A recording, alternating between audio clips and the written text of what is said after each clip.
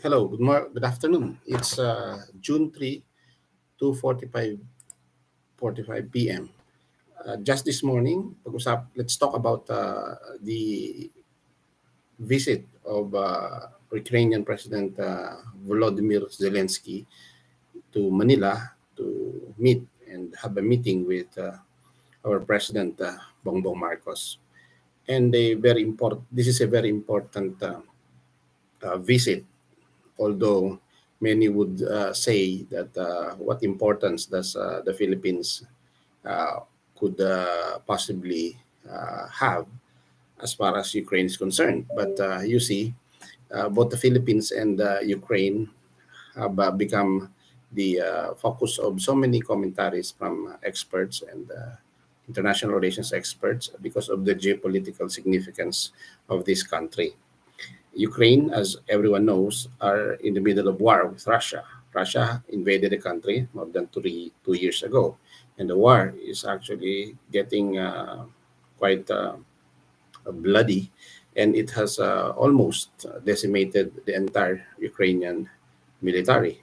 But of course, a lot of casualties also have been incurred by Russian forces, and there are estimates that at least around 500,000 Russian soldiers have already died or uh, sustained physical damage, and say casualties, fatalities, and injuries at that. So Zelensky's visit to Manila could give many in the West, as well as those in the East, in Asia, here in East Asia, a time to reflect on what significance or how does these two leaders are becoming entangled or intertwined with with the geopolitical concerns of our time. We know that Russia and China have become closer uh, with the decision of President Putin to invade Ukraine.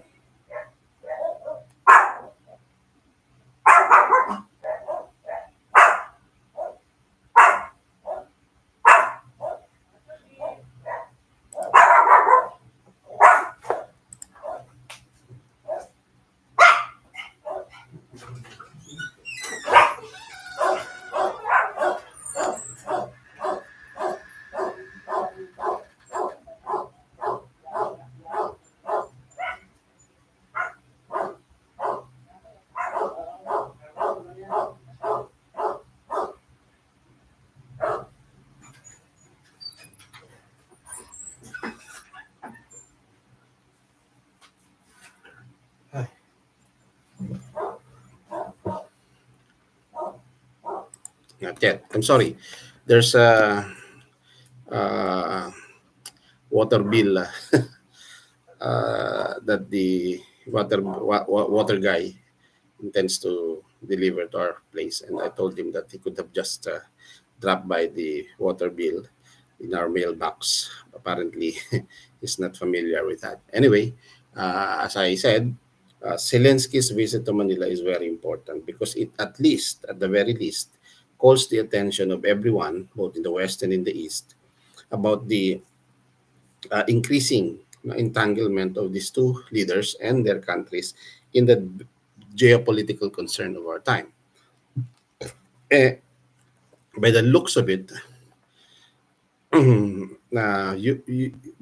Zelensky uh, is trying or will try to solicit and secure the support of the Philippines for any peace talks or negotiations to settle or end uh, the war in Ukraine. So it's very important because it will uh, allow President Marcos to weigh in on the matters relating to geopolitical concerns. But of course, there are those who say that President Marcos, or BBM as he is called here in the Philippines, cannot really be a very significant voice because his pivot to the United States in strategic policies vis-a-vis the issue of Taiwan and the South China Sea does not give him that independent or unbiased take on uh, how would be the landscape of a possible Ukrainian peace will be. But then again, that doesn't mean that President Marcos could not have an independent take on how a peace, peace in Ukraine could be achieved. Here in the Philippines, of course, critics of the administration of President Marcos are saying that, well, his pivot to the United States has increased the tension rather than stabilize the region. It has particularly angered China, and China has been escalating its activities in the South China Sea in response to what it perceives as provocation or at least disrespect, or what it says as the uh, what you call the dishonesty of the Philippines vis-a-vis to its commitment, or at least the commitments of prior governments in how the territorial dispute in the South China Sea must be resolved. And the latest of that, what we may call a gray zone escalation tactics of China, is its issuance of a directive. It adopted a new law that would arrest Philippine fishermen who would venture into that contested waters. The Philippines insists that the waters where these fishermen, Filipino fishermen, go is within, of course, within the 200 nautical miles exclusive economic zone, as defined by the United Nations Convention on the Law of the Seas, which Beijing, of course, deny or rejects, denies, and or it rejects such Philippine contention, and strongly condemns also the installation of offensive U.S. Military weapons, particularly Typhoon class missiles, in locations that are very close to Taiwan. China sees this as unnecessary and disrespectful provocation from the Philippines in regards to possible situation in Taiwan. So BBM's or President Bongbong Marcos, BBM as he is called, may or may not have a very important role to play in the future Ukrainian peace plan. But nonetheless, it calls the attention of the world leaders, at least for now, to put some serious work on this, or at least as far as China is concerned, it might also call their attention to take a closer look at what could be the possible future for Ukraine as we settle the issue with the war in Russia.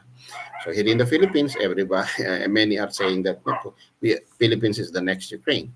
So we don't know really how things will play, but I don't think Zelensky can bring home any material help from the Philippines, being a poor country also, but maybe a a moral support of sort, at least a support, let's say, when it comes to voting, if it is ever presented in the United Nations, Ukraine may be able to count on the vote of the Philippines to agree to any future settlement with Russia. So that is the significance of this Zelensky visit. Nothing more. I think nothing more can be extracted from this one. Okay, let's end. This is my first live stream on YouTube, and this is just I'm just trying to look how it actually how it works, and hopefully I will have a better background next time, and I will prepare better material so that we can talk and we can discuss things uh, more deeper or more substantially, so that my viewers or those who would like to follow me can have a little uh, uh, something to take on after this video. Okay, thank you very much and good afternoon.